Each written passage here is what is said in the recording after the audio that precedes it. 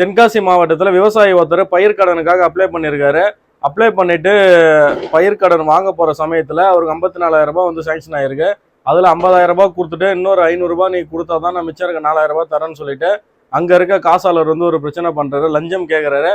லஞ்சம் கேட்டதவொடனே அந்த விவசாயி என்ன பண்ணுறாரு, அவர்கிட்ட லஞ்சம் கொடுக்கத்தையும் வந்து பார்த்தீங்கன்னா வீடியோவாக எடுக்கிறாரு.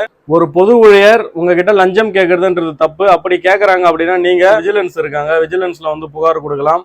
இதெல்லாம் எப்படி புகார் கொடுக்கணும், இந்த மாதிரி விஷயங்கள்லாம் முன்னாடியே ஒரு வீடியோ லென்த்தாவே போட்டுருங்க, எல்லாத்தையும் பாருங்க. ஒரு அரசு ஊழியர் உங்ககிட்ட லஞ்சம் கேட்குறாரு அப்படின்னா கண்டிப்பாக அது சட்டப்படி தப்பு.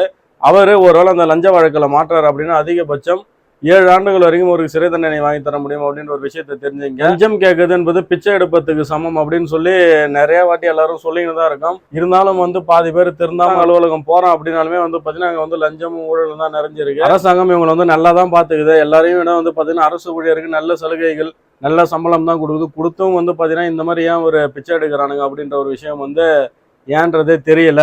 நீங்கள் அதை பற்றி என்ன நினைக்கிறீங்க அப்படின்றத மறக்காமல் கமெண்ட் பண்ணிட்டு போங்க.